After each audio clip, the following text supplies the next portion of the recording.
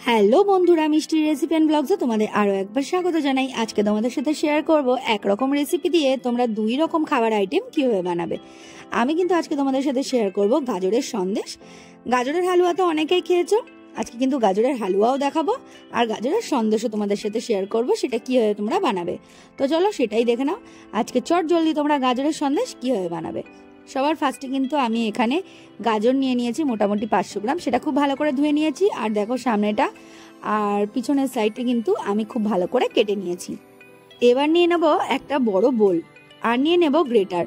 Always কিন্তু ছোট greater use করবে গাজরের হালুয়ার জন্য, তাহলে কিন্তু বেশি ভালো হবে। আর এইভাবে দেখো আমি খুব ভালো করে এটাকে গ্রেট করে নিচ্ছি।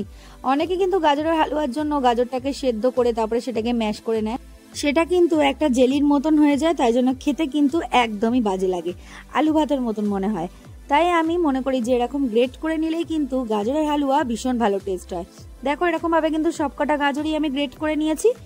আমার কোয়ান্টিটিটা কিন্তু এরকম দাঁড়িয়েছে, দেখো কি সুন্দর ঝরঝরে হয়েছে। এবার গ্যাসে একটা কড়া বসিয়ে নিলাম আর তাতে দিয়ে দেবো ঘি।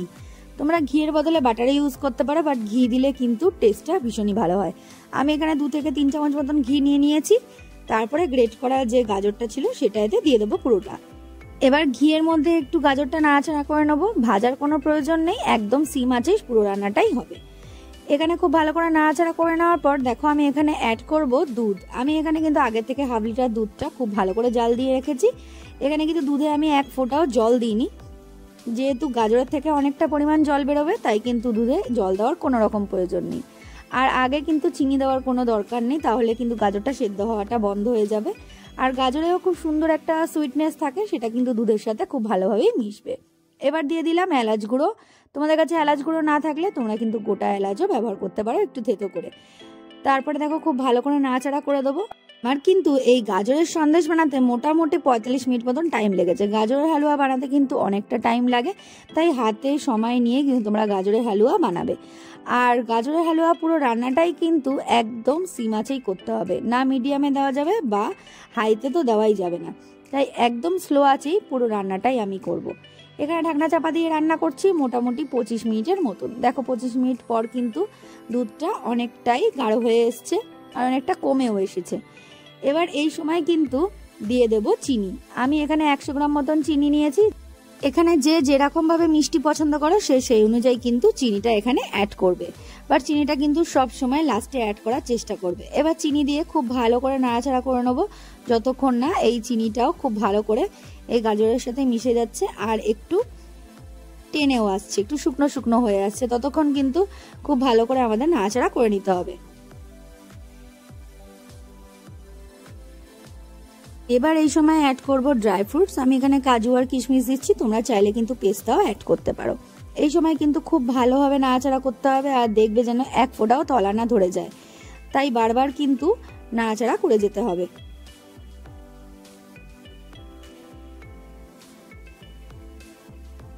তারপরে দিয়ে দেবো খোয়া ক্ষীর। আমি কিন্তু এখানে একদম ফ্রেশ খোয়া ক্ষীর নিয়ে নিয়েছি, মোটামুটি 150 গ্রাম মতন, পুরোটাই এখানে দিয়ে দিলাম।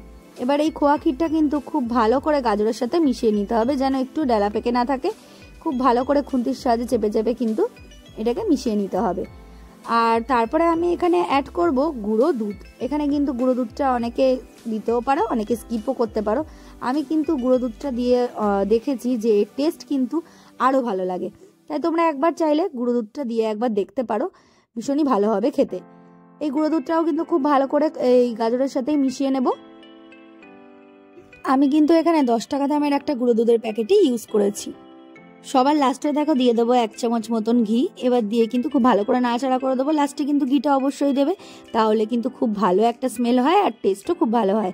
কড়া থেকে ছেড়ে এসছে, মানে আমাদের গাজরের সন্দেশ একদম রেডি। দেখো এটা হলো গাজরের হালুয়া, আমি এখানে বাটিতে নিয়ে নিয়েছি। আর ওপরে কিন্তু সার্ভ করার সময় একটুখানি খোয়া ক্ষীর আর কাজু বাদাম দিয়ে সার্ভ করব ঠান্ডা ঠান্ডা। এটা কিন্তু দারুণ টেস্টি হয়। তারপরে চলো তোমাদের সন্দেশটা কিভাবে বানাবে সেটাও দেখিয়ে দিচ্ছি। একটা প্লেট নিয়ে নিয়েছি আর প্লেটের ওপরে কিন্তু অল্প একটুখানি ঘি দিয়ে নিয়েছি আর হাত দিয়ে কিন্তু খুব ভালো করে প্লেটটার ওপরে বুলিয়ে নেব, যাতে যে গাজরের মিক্সারটা আছে এটা দিলে যাতে থালায় লেগে না যায়। দেখো এবার গাজরের যে মিক্সারটা সেটা এটা দিয়ে দিলাম, দিয়ে কিন্তু হাত দিয়ে চেপে চেপে একটু সমান করে নেব। আর চারপাশটাও কিন্তু খুব ভালো করে সমান করে নিতে হবে। তার জন্য আমি একটা ছুরির ইউজ করব। ছুরি দিয়ে কিন্তু খুব ভালো করে একটা চৌকো শেপ আমি এখানে দিয়ে নিচ্ছি। খুব ভালো করে শেপটা দিয়ে নিয়েছি। এবার কিন্তু ফ্রিজে রাখবো মোটামুটি 5 মিনিটের মতন। দেখো 5 মিনিট হয়ে গেছে। এবার কিন্তু ছুরি দিয়ে খুব সুন্দর করে এটাকে চৌকো চৌকো শেপ করে আমি কেটে নেব। দেখো সুন্দর করে কাট করে নিয়েছি। এবার উপরে ডেকোরেশনের জন্য একটুখানি দিয়ে দেবো খোয়া ক্ষীর। খোয়া ক্ষীর যত বেশি দেওয়া যায় টেস্ট কিন্তু তত ভালো হয়। এবার দিয়ে দেবো একটুখানি কাজু বাদাম। তোমরা কিন্তু এখানে কিশমিশও দিতে পারো। আমি এখানে কাজু বাদাম দিয়ে খুব সুন্দর করে ডেকোরেশন করে নিচ্ছি। আমাদের গাজরের সন্দেশ কিন্তু একদম রেডি। টেস্টি টেস্টি গাজরের সন্দেশ তোমরাও বাড়িতে অবশ্যই ট্রাই করো। আর যদি আমার এই ভিডিওটা ভালো লেগে থাকে অনুরোধ রইল একটা লাইক করে দিও। আর যদি তোমরা ইউটিউব থেকে দেখো তাহলে কিন্তু অবশ্যই সাবস্ক্রাইব করো। আর যদি আমার ফেসবুক পেজ থেকে দেখো তাহলে কিন্তু অবশ্যই ফলো করে নিও। আর আমার এই ভিডিওটা কেমন লাগলো আমাকে কিন্তু কমেন্টে জানাতে ভুলো না। বন্ধুদের সাথে কিন্তু অবশ্যই শেয়ার করো। Thanks for watching.